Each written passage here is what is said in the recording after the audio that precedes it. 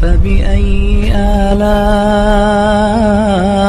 ربكما تكذبان۔ سورہ نور میں سب سے اہم ترین واقعہ تو حضرت عائشہ رضی اللہ تعالی عنہ کا ہے، جس کو واقعہ افک کہا جاتا ہے۔ افک کہتے ہیں عربی میں جھوٹ کو۔ تو حضرت عائشہ رضی اللہ تعالی عنہ 5 ہجری میں نبی صلی اللہ علیہ وسلم نے سفر کیا تھا، ایک جھڑپ تھی، لڑائی تھی معمولی سی، تو جس کو غزوہ بنی مستلق کہا جاتا ہے، 5 ہجری کا واقعہ ہے۔ تو آپ نے قرآن اندازی کی کہ بھئی جس زوجہ کا نام آئے گا وہ میرے ساتھ سفر میں چلیں گے۔ جس آدمی کی زیادہ زوجات ہوں تو افضل ہے کہ قرآن اندازی کر لے یا ان کی باریاں لگا دے۔ تو امی عائشہ کا نام آیا، حضرت عائشہ رضی اللہ تعالی عنہ آپ کے ساتھ سفر میں گئیں۔ واپسی پہ یہ قافلہ جب واپس آ رہا تھا تو قافلے نے پڑاؤ ڈالا۔ حضرت عائشہ رضی اللہ تعالی عنہ نے اپنی بہن سے، حضرت اسماء سے، ایک ہار ادھار لیا تھا پہننے کے لیے۔ تو حضرت عائشہ کہیں گئی ہیں قضائے حاجت کے لیے یا کسی کام سے، وہ ہار گر گیا، تو وہ تلاش کرنے میں ان کو دیر ہو گئی۔ تو پہلے اونٹ میں جیسے آج کل ڈولیاں ہوتی ہیں نا، اس طرح کی وہ ہودج ہوا کرتا تھا، اس میں خواتین بیٹھتی تھیں پردے والی، اور لوگ اسے اٹھا کے جانور پہ رکھ کے چل جاتے تھے۔ تو حضرت عائشہ رضی اللہ تعالی عنہ کا وزن بہت کم تھا، کم عمر تھیں، تو صحابہ نے وہ اٹھا کے رکھا اور وہ سمجھے کہ وہ اسی کے اندر ہیں وہ، اور وہ نکل گئے آگے۔ جب حضرت عائشہ رضی اللہ تعالیٰ عنہ آئیں تو پریشان ہوئی کہ قافلہ تو جا چکا ہے، تو وہیں اس نیت سے آرام کرنے کے لیے لیٹ گئیں کہ جب اگلے اس جگہ پہ جب یہ قافلہ پڑاؤ ڈالے گا، ان کو لگے گا کہ وہ نہیں ہے تو یہ واپس مجھے تلاش کرنے کے لیے یہاں آئیں گے۔ پہلے زمانے میں یہ دستور تھا کہ جب بھی کوئی قافلہ جاتا تھا نا تو پیچھے پیچھے کچھ لوگ آ رہے ہوتے تھے تاکہ اس قافلے سے کوئی چیز اگر رہ گئی ہو تو ہم وہ اٹھا لیں۔ تو حضرت صفوان ابن معطل رضی اللہ تعالیٰ عنہ پیچھے سے آ رہے تھے، ان کی امی عائشہ کے چہرے پہ نظر پڑی تو وہ فرماتے ہیں کہ جب تک پردے کی آیتیں نازل نہیں ہوئی تھیں، میں چونکہ حضرت عائشہ کو دیکھ چکا تھا تو اس لیے میں ان کو دیکھ کے پہچان گیا۔ اس سے بھی پتہ چلتا ہے کہ جب پردے کی آیتیں نازل ہوئی ہیں تو صحابیات نے اپنے چہرے کو، بولو بھائی، چھپا لے۔ یہ خود پردے، چہرے کے پردے کی ایک بہت مضبوط دلیل ہے، دوسری طرف دلائل بھی ہیں۔ تو خیر، تو انہوں نے زور سے انا للہ و انا الیہ راجعون پڑھا۔ جیسے ہی پڑھا ہے تو حضرت عائشہ اٹھ گئیں۔ تو فرماتی ہیں اس وقت سے مدینہ داخل ہونے تک کوئی کلام انہوں نے مجھ سے نہیں کیا، بس وہ بیٹھی ہیں ہودج میں اور حضرت صفوان ابن معطل یہ اونٹ پہ بیٹھی ہیں، حضرت صفوان ابن معطل ان کو لے کے چلے گئے اور کوئی بات نہیں۔ تو جیسے ہی مدینہ میں داخل ہوئے نا تو یہ عبداللہ ابن ابی ابن سلول، یہ بہت بڑا منافق تھا، منفی پروپیگنڈے کا اس کو موقع چاہیے، ہر معاشرے میں ہوتے ہیں ایسے لوگ۔ تو اس نے جب دیکھا کہ امی عائشہ ان کے ساتھ آ رہی ہیں، حضرت صفوان ابن معطل، تو اس نے معاذ اللہ نقل کفر، یہ پروپیگنڈا کرنا شروع کر دیا کہ اللہ معاف فرمائے، بولتے ہوئے بھی ڈر لگتا ہے کہ معاذ اللہ ان کے آپس میں معاذ اللہ نقل کفر، ناجائز تعلقات ہیں، زنا کی تہمت لگائی، اور اتنا پروپیگنڈا کیا اس نے، اتنا پروپیگنڈا کیا کہ 3 صحابہ وہ بھی اس کے پروپیگنڈے میں آ گئے، حالانکہ وہ بدر میں شریک ہوئے تھے، مخلص تھے، 2 صحابہ اور 1 صحابیہ۔ جو 2 صحابہ تھے، ایک تو حسان ابن ثابت، یہ بڑے مخلص صحابی تھے اور یہ نبی کی شان میں اکثر اشعار پڑھا کرتے تھے، اور دوسرے تھے مصطح ابن اثاثہ، یہ بھی غزوہ بدر میں شریک ہوئے ہیں، اور تیسری خاتون تھی حمنہ بنت جہش۔ تو اتنا اس نے پروپیگنڈا کیا نا کہ یہ بھی اس میں مبتلا ہو گئے، حالانکہ یہ منافق نہیں تھے، وہ تو کمبخت تھا ہی، منافق مشہور تھا۔ حضرت عائشہ رضی اللہ تعالیٰ عنہ سفر سے واپسی پہ بیمار تھیں، تھکاوٹ تھی، گھر سے نہیں نکلیں۔ تو ایک دن وہ حضرت مصطح جو تھے نا، جو اس تہمت میں شریک تھے، ان کی والدہ کے ساتھ فرماتی ہیں کہ میں کہیں رات کو قضائے حاجت کے لیے دور گئی، تو جا رہی تھی تو کہیں پاؤں لگا ہوگا، کہیں ٹھوکر، تو حضرت مصطح کی جو والدہ تھی انہوں نے اپنے بیٹے کے لیے بد دعا کی کہ وہ ہلاک ہو جائے۔ تو یہ فرماتی ہیں کہ میں نے کہا کہ وہ بدری صحابی ہیں، کیوں ان کے لیے بد دعا کر رہی ہو؟ تو انہوں نے کہا کہ تمہیں پتہ نہیں ہے تمہارے بارے میں کیا مشہور کر دیا ہے۔ امی عائشہ کو اس وقت تک پتہ نہیں تھا، تو جب ان کو بتایا تو حضرت عائشہ رضی اللہ تعالی عنہ بہت زیادہ روئیں اور بیمار ہو گئیں گھر کے اندر. اور نبی صلی اللہ علیہ وسلم کو بھی اطلاع ملی کہ مدینہ میں اس قسم کی خبریں مشہور ہو گئی ہیں. تو آپ صلی اللہ علیہ وسلم بھی بہت زیادہ غمزدہ. تو میں بہت مختصر کر کے یہ واقعہ سنا رہا ہوں. تو جب نبی صلی اللہ علیہ وسلم حضرت عائشہ کے والدین کے گھر گئے, ان سے جا کے آپ نے بات کی کہ عائشہ, یعنی آپ بہت پریشان تھے, لیکن آپ نے خود اپنی زوجہ کی بشارت بیان نہیں کی کیونکہ آپ اس میں نیوٹرل رہنا چاہتے تھے. آپ نے حضرت عائشہ سے پوچھا کہ بتاؤ اصل معاملہ کیا ہے. تو حضرت عائشہ فرماتی ہیں کہ میں نے کہا کہ اگر میں یہ کہوں گی کہ میں بے گناہ ہوں تو لوگ میری بات پہ یقین نہیں کریں گے, اور اگر میں یہ کہوں گی کہ میں مجرم ہوں تو فوراً لوگ کیا کر لیں گے, یقین کر لیں گے. تو میں اس موقع پہ وہی کہوں گی جو یعقوب علیہ السلام نے اپنے بیٹے کے گم ہونے پر کہا تھا, فصبر جمیل, میرے پاس صبر کے علاوہ کوئی راستہ نہیں ہے. آپ صلی اللہ علیہ وسلم کو بہت تکلیف ہوئی اور آپ نے فرمایا کہ اس شخص نے, یعنی عبداللہ بن ابی کے بارے میں, کہ مجھے میری زوجہ کے بارے میں بہت شدید تکلیف کی ہے, بہت شدید تکلیف دی ہے. تو حضرت عائشہ فرماتی ہیں کہ مجھے یقین تھا کہ اللہ نبی کو میری براءت بیان کرے گا. اچھا, اس میں پھر یہ تفتیش جب شروع کی گئی ہے تو سب سے پہلے سوکنوں سے پوچھا جاتا ہے نا, کیونکہ سوکنے تو سوکن کے بارے میں اکثر منفی سوچ. تو جب امہات المومنین سے پوچھا گیا تو انہوں نے سختی سے انکار کیا. انہوں نے کہا کہ ہم نے عائشہ میں ایسی کوئی چیز نہیں پائی. سوکن ہونے کے باوجود انہوں نے گواہی دی. حضرت عائشہ کی خادمہ سے پوچھا گیا, انہوں نے کہا وہ تو اتنی غافل ہیں, لاؤبالی پن جو ہوتا ہے نا گھر میں, جو یعنی ایک بچپنا جو ہوتا ہے کہ بکری گھر میں گھس کے آٹا کھا کے چلی جاتی اور ان کو پتہ نہیں چلتا, ان کو ان چیزوں سے کیا دلچسپی. تو آپ صلی اللہ علیہ وسلم, بہت سارے صحابہ نے, حضرت عمر جب تھے, حضرت عمر سے جب پوچھا گیا یہ کیا معاملہ ہے تو فوراً بول پڑے سبحانک ھذا بہتان عظیم, کہنے لگے سبحان اللہ یہ تو بہت بڑا بہتان ہے. بہتان کہتے ہیں جو بالکل واضح جھوٹ ہوتا ہے نا, بہت بڑا, یہ تو بہت بڑا جھوٹ ہے, اس میں تفتیش کی کیا ضرورت ہے, یہ ہو ہی نہیں سکتا. تو نبی صلی اللہ علیہ وسلم جب بہت پریشان ہوئے, حضرت عائشہ کی بھی صبر کی انتہا ہو گئی. تو شدید سردی کا موسم تھا, آپ صلی اللہ علیہ وسلم کو شدید سردی میں پسینہ آنا شروع ہو گیا. صحابہ کرام سمجھ گئے کہ آپ پر وحی نازل ہو رہی ہے. صحابہ تو وحی پہ یقین کرتے تھے نا, یہ اللہ کا, کیونکہ ایسی کیفیت ہو جاتی تھی. تو حضرت عائشہ فرماتی ہیں شدید سردی میں نا آپ کے ایسا پانی کی طرح پسینہ نچڑتا تھا, ایسی کیفیت ہوتی تھی.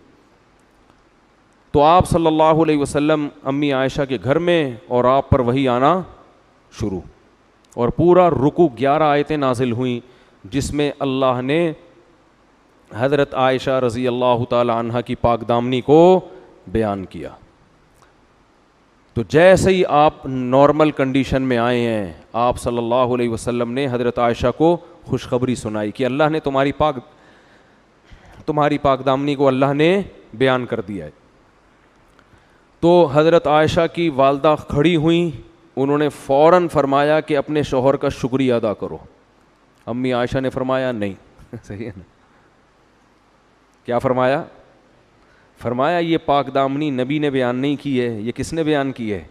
تو اللہ نے بیان, تو میں اللہ کا شکر ادا کروں گی.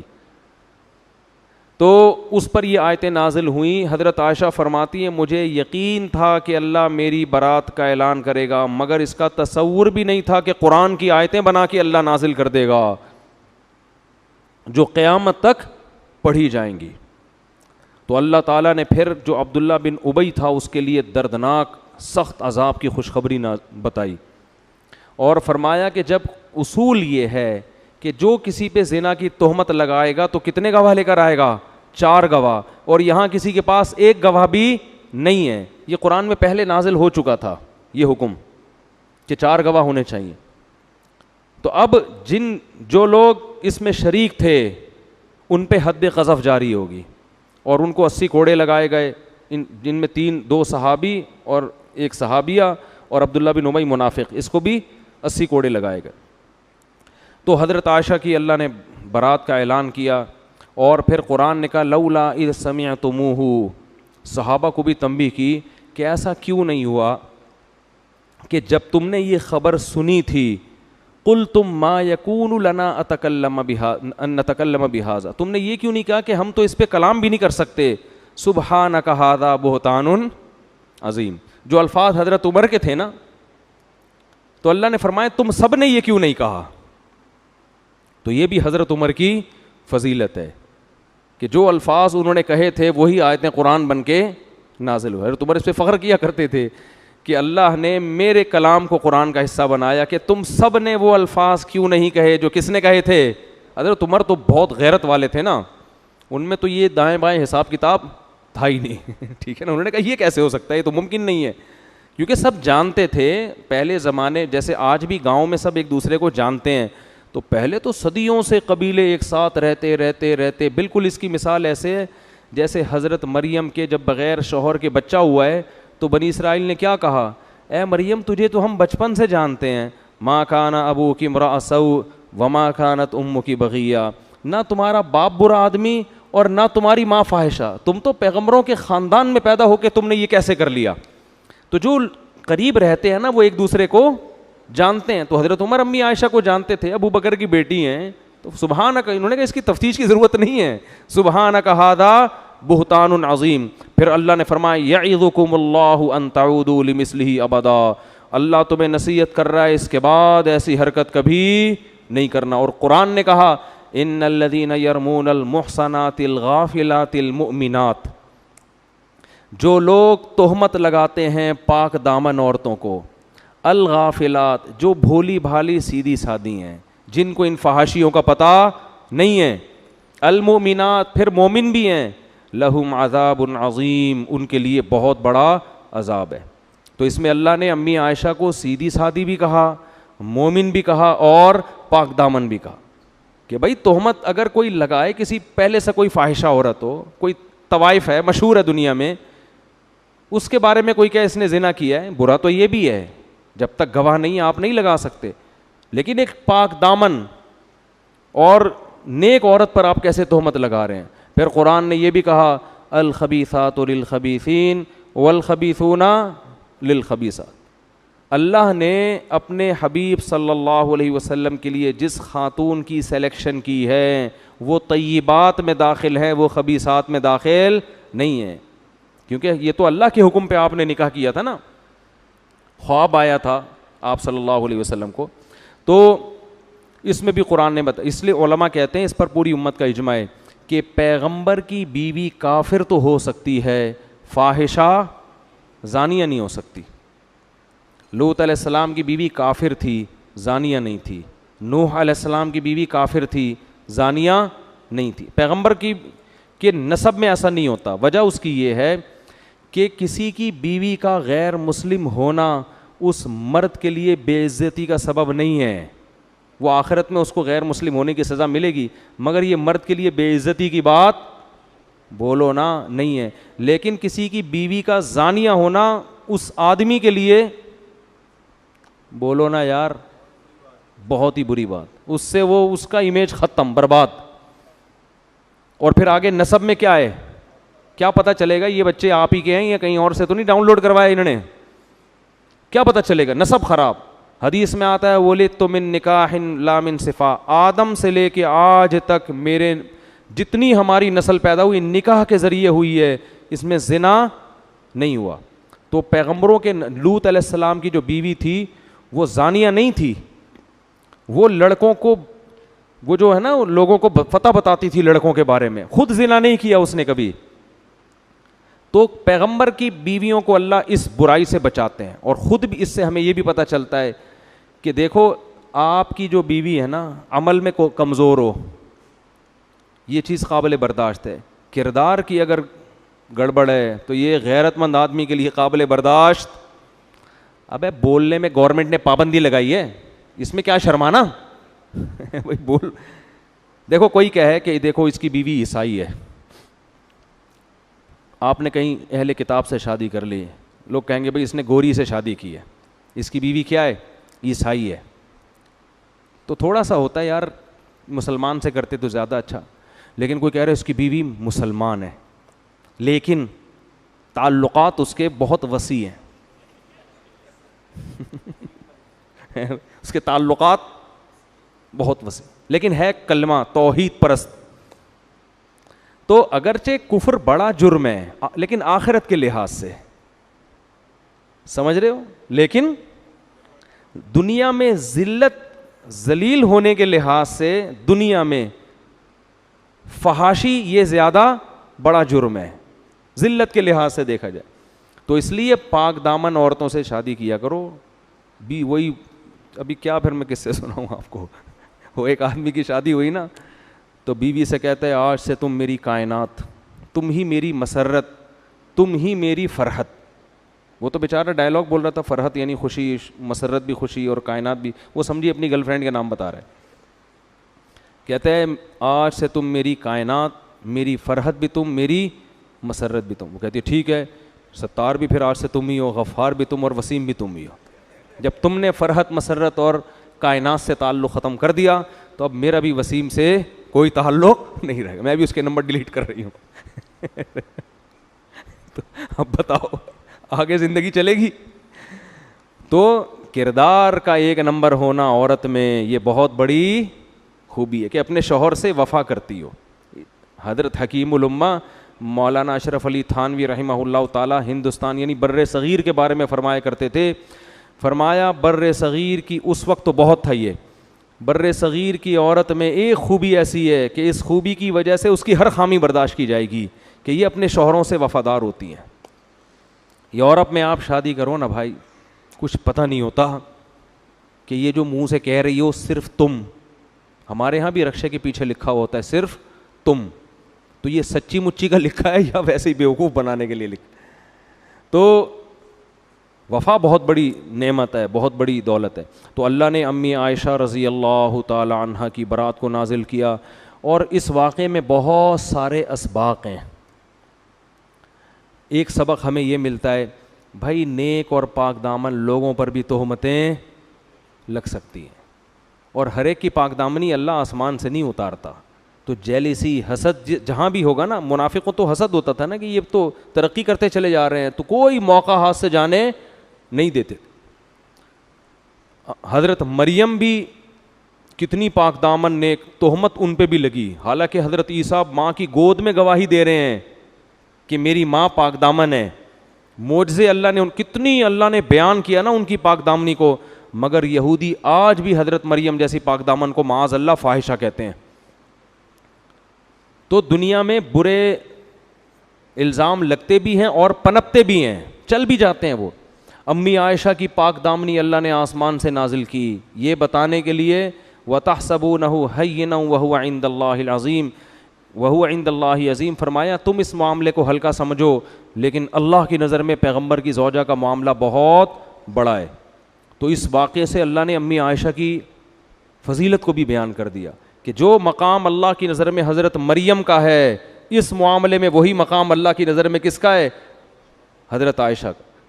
ان پہ تہمت اللہ نے برداشت نہیں کی, قرآن میں بیان کی. امی عائشہ کی پر جو تہمت لگی وہ بھی اللہ نے قرآن میں بیان کی ہے. لیکن جیسے حضرت مریم کو فاحشہ کہنے والے آج بھی موجود, معاذ اللہ نقل کفر امی عائشہ کو برا بھلا کہنے والے, فاحشہ کہنے والے بھی آج موجود ہیں. تو جیسے وہ کافر ہیں یہ بھی کافر ہیں. جو امی عائشہ پہ تہمت لگاتا ہے نا, اسلام کی نظر میں وہ کیا ہے؟ کیونکہ قرآن نے ان کی پاک دامنی کو بیان کر دیا, واضح لفظوں میں بیان کر دیا قرآن نے ان کو. تو یہ بھی ہمیں اس سے سبق